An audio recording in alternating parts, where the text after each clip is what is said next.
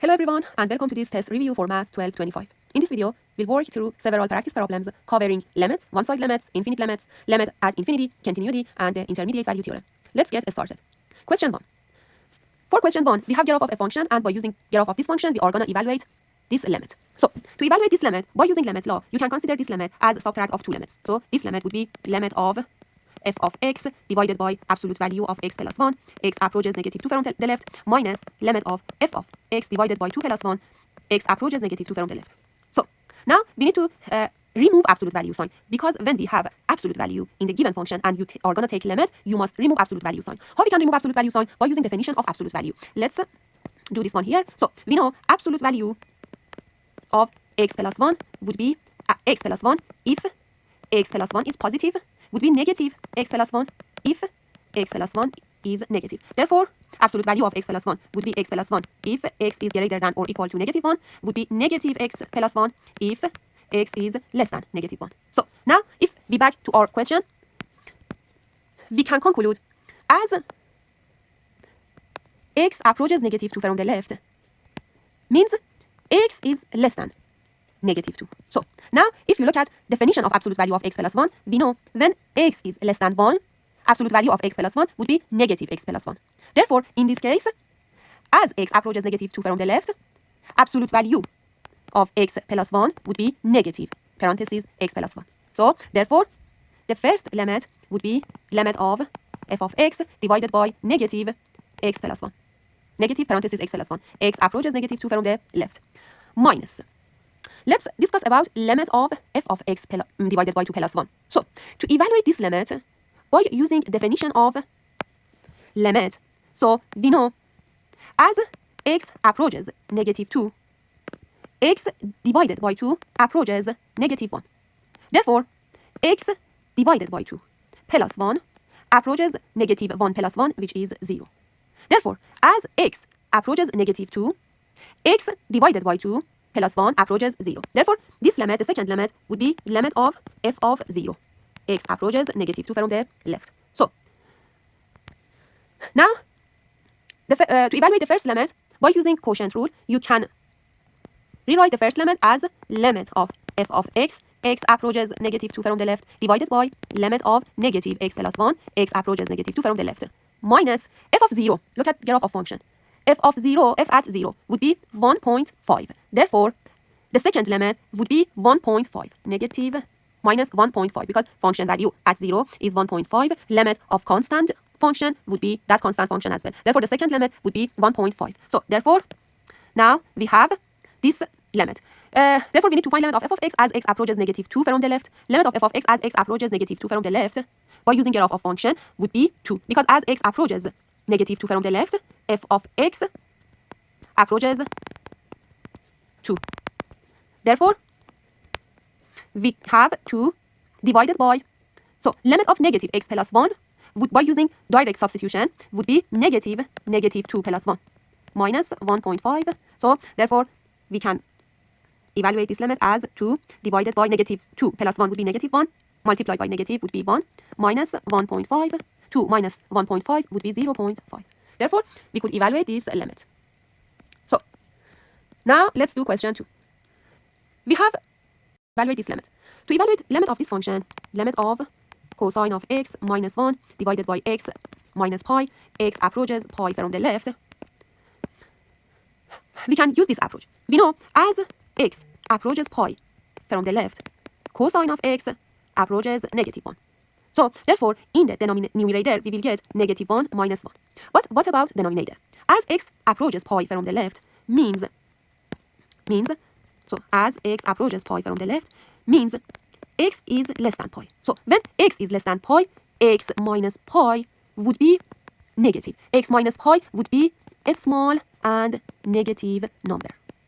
So, that you can consider this a small and negative number as 0 negative. So, therefore, we will get negative 2 divided by 0 negative. So, you have a negative number. A negative number divided by a small and negative number would be large and positive number. Or, for example, you can consider this fraction as negative 2 times 1 divided by 0 negative. 1 divided by 0 negative, because in the denominator, 0 negative is a small and negative number. 1 divided by a small and negative number would be large and negative number. So a large and negative number multiplied by finite and negative number like negative 2 would be large and positive number. And we know we use positive infinity to for all positive and large number. Therefore, this limit would be positive infinity. So now let's do question 3. To evaluate this limit, as you can see in this limit, we are saying a square root function. So when we are saying a square root function in our limit, we must be careful. If x approaches a finite number, you must use conjugate method. If x approaches positive or negative infinity, to evaluate the limit, you must multiply numerator and denominator by 1 divided by a term, 1 divided by the term in the denominator that have the highest power. So in this case, this term has the highest power. So therefore, we must multiply numerator and denominator by 1 divided by a square root of 4x square. 1 divided by 4 times a square root of 4 times x square. So therefore, in this step, you need to do some algebraic part. So you must multiply numerator by numerator, denominator by denominator. If you multiply numerator by numerator, you will get 3x divided by a square root of 4x square plus 2 a square root of 4x square. And numerator would be a square root of 4x square divided by 4x square minus 4x divided by 4x square plus 5 divided by 4x square. X approaches negative infinity. So now this limit would be limit of, you can consider a square root of 4x square as a square root of 4 times a square root of x square, which would be 2 a square root of x square. So therefore we will get 3x divided by 2 a square root of x square plus 2 divided by 2 a square root of x square divided by a square root of 1, because you can cancel 4x square minus 1 divided by x plus 5 divided by 4x square. X approaches negative infinity. So now in this step, you must be careful. We know, let's consider this note here.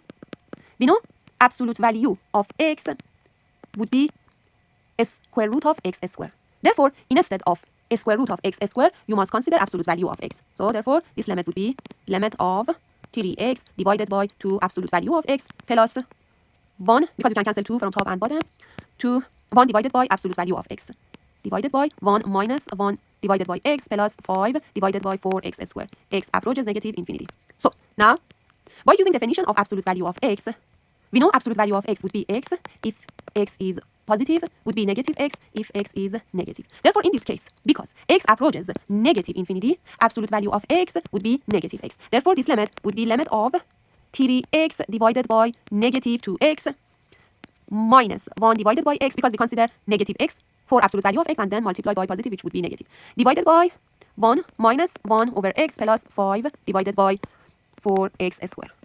X approaches negative infinity. So now in this step, by using definition of limit, we must evaluate this limit. So first of all, you can cancel x by x. So now we know as x approaches negative infinity, it means x is a large and negative number. 1 divided by a large and negative number would be a small and negative number. Therefore,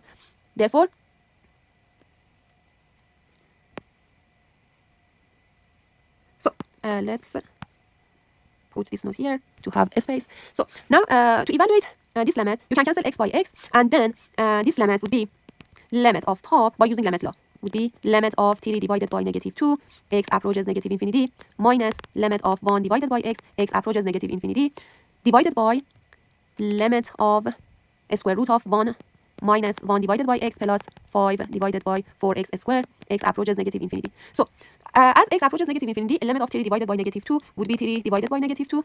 Limit of 1 over x would be 0, because as x approaches negative infinity means x is a large and negative number. 1 divided by large and negative number would be a small and negative number. Therefore, this limit would be 0. So to evaluate limit of denominator, you can use definition of limit again. As x approaches negative infinity means x would be a large and negative number. Therefore, 1 over x would be a small and negative number, means this function approaches 0.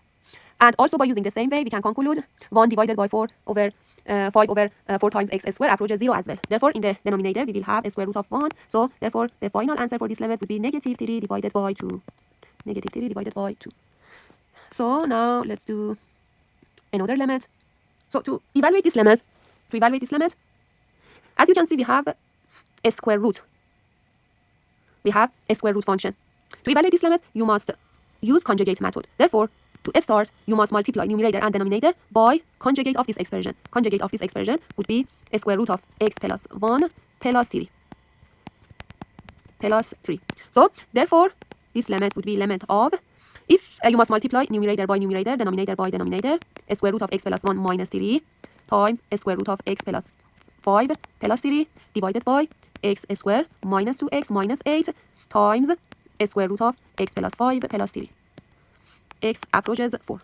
So, if you multiply these two parentheses, you will get x plus 5 minus 9. And in the denominator, you can factor this expression, and you can rewrite this expression as x minus 4 times x plus 2, yes, times parentheses x square root of x plus 5 plus 3. X approaches 4. So, therefore, this limit would be limit of x minus 4 divided by x minus 4 times x plus 2 times a square root of x plus 5 plus 3.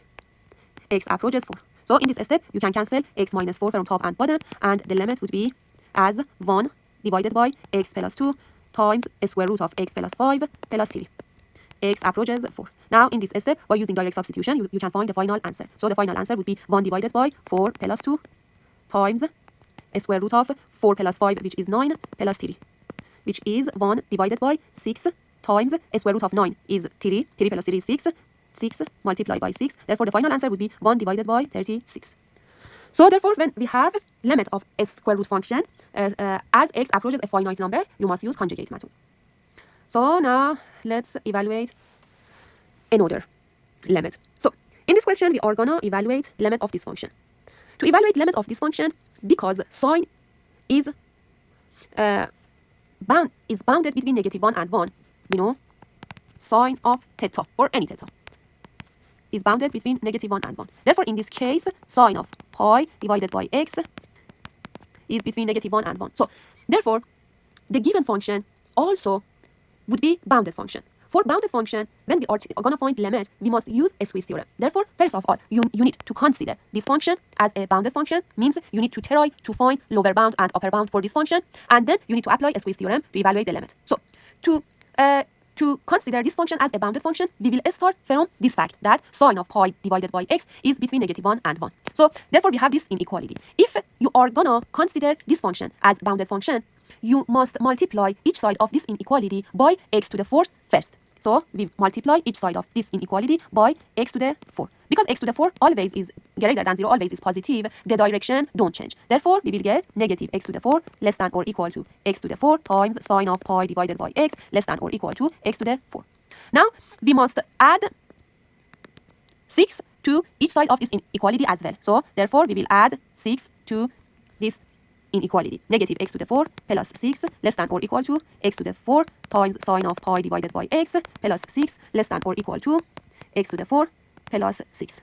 So, now in this step, as you can see, the given function has been bounded. Now, you must try a squeeze theorem. So, a squeeze theorem says when we have bounded function and limit of bounds are equal together, limit of middle function would be the same with them as well. Therefore, we need to find limit of bounds, limit of negative x to the 4 plus 6 as x approaches 0, and limit of upper bound x to the 4 plus 6 as x approaches 0. By using direct substitution, it's straightforward that the first limit would be 6, the second limit would be 6 as well. So, now, by using a squeeze theorem, we can conclude limit of middle function, which is the given function, would be 6 as well. Would be 6. Therefore, to evaluate limit of bounded function, you must use a squeeze theorem. So, now let's do the next question.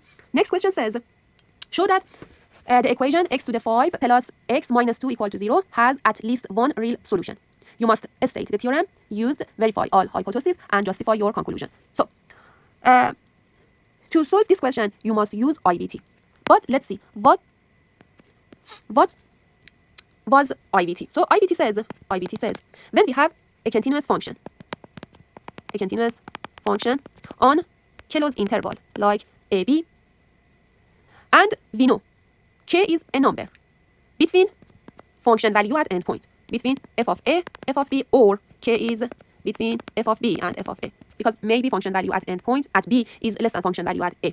So, if you have a number between f of a and f of b, IVT says there is at least one C between A, B such that f at C would be K. Means function achieves K. So now how we can apply a squeeze theorem to solve this question? So we are gonna show that this equation has at least one real solution. First of all, you can consider this equation as a function like f of x. You can define f of x as x to the 5 plus x minus 2. So we know f of x is a continuous function because f of x is a polynomial. Therefore, f of x is continuous everywhere. If we found a closed interval like AB such that 0 is between f of a, f of b, or f of b, f of a, by using IVT, you can conclude your function achieves 0. Means this function has at least one real solution. So therefore, we need to find an interval like AB such that function value at endpoints have opposite sign. One of them be positive, another be negative. Let's find AB. So if we consider, for example, a as 1, f of 1 would be 1 plus 1 minus 2, which is 0. So a does not work. A equal to 1. So let's consider a equal to 2. So f at 2 would be to the 5 plus 2 minus 2, which is to the 5, which is 32, which is positive. So therefore, function value at 2 is positive. So now let's consider b. For example, let's consider, let's consider b as 2 and a as negative 2. Because if we found f at negative 2 would be negative 2 to the 5 minus 2 minus 2, which is negative 32 minus 4, which is negative 36, which is negative. So therefore the interval can be considered as negative 2, 2. So as you can see, 0 would be between f at negative 2, which is f at a, and f at 2, which is f at b. So 0 would be between negative 36, 32. So you have a continuous function on closed interval negative 2 to 2, and also 0 would be between f at negative 2 and f at 2. Therefore, by using IVT, you can conclude there is at least one C between negative 2, 2, such that f at C would be 0. F at C would be 0 means C would be a 0 or root for our function, which is equivalent with C would be a solution for this equation. So therefore, we could show that this function, this equation has at least one real solution. So now let's do the next question. The next question says, show that the graph of f of x equal to x to the 5 minus 2x and gx equal to 1 intersect at least 1. To show that these two functions intersect at least 1, again, you need to use IVT. But in this case, you need to define a new function as h of x, which is the difference of these two functions, f of x minus g of x. So therefore, h of x would be x to the 5 minus 2x minus 1. Which is, no, it's not like this function, is different. So therefore, you must, by using IVT, if you can show that h of x is continuous on closed interval AB, such that function value at endpoints have different sign, by using IVT, you can conclude h achieves 0. When h achieves 0, means f of x and g of x intersect. So therefore, first of all, you must try to show that h of x achieves 0. So therefore, we need to find an interval like AB such that function value at A, function value at B have different sign. So let's consider, for example, A equal to negative 2 again. If you consider A equal to negative 2, h at negative 2 would be negative 2 to the 5 minus 2 times negative 2 minus 1, negative 32 plus 4 minus 1, which is negative. So if we consider B as 2, h at 2 would be to the 5 minus 4 minus 1, 32 minus 5, which is positive. So therefore, if you consider h of x is continuous on closed interval negative 2, 2, and also 0 would be between f at negative 2, f at 2. Therefore, by using IVT, you can conclude there is at least one C between negative 2 and 2, such that h at C would be 0. H at C is equal to 0 means f of C minus g of C is equal to 0. Means f of C would be equal to g of C. Means there is at least one C such that f of x and g of x intersect on interval negative 2 to 2. Therefore, we could answer this question by using IVT as well. And let's do the last question. Last question says, give an example of a function f satisfying all of the following. The given function must have horizontal asymptote at y equal to 2 and y equal to negative 2. So Therefore, let's consider. So, at y equal to 2, y equal to negative 2, we have horizontal asymptote. So, therefore, we must consider these two lines as horizontal asymptote for our function as well. And also, we know horizontal asymptote means limit of f of x approaches infinity would be, for example, 2 or negative 2. So, limit at infinity from negative or positive, from negative infinity or positive infinity must be 2 and negative 2. So, let's consider other conditions. Our function has exactly one vertical asymptote. Limit of f of x as x approaches 1 from the left would be positive infinity, from the right would be negative infinity. So, therefore, at x equal to 1, we will have vertical asymptote, because by using definition of vertical asymptote, we can, because as x approaches 1, limit would be positive and negative infinity. Therefore, at x equal to 1, we have vertical asymptote. So, now let's get off our function. Limit of f of x as x approaches 1 from the left would be positive infinity. So, therefore, get off of our function would be like this, for example. And because y equal to negative 2 is horizontal asymptote, means as x approaches negative infinity, f of x approaches negative 2. So, as x approaches 1 from the right, f of x approaches negative infinity. So, therefore, you can consider get off of your function like this. But because y equal to 2 is horizontal asymptote for our function, this means as x approaches positive infinity, f of x approaches 2. And f at 1 is 0. So, f at 1 is 0. Therefore, you must consider f at 1 as 0 as well. And f is continuous on from negative infinity to 1, which is from 1 to positive infinity, which is therefore this function satisfies in these conditions.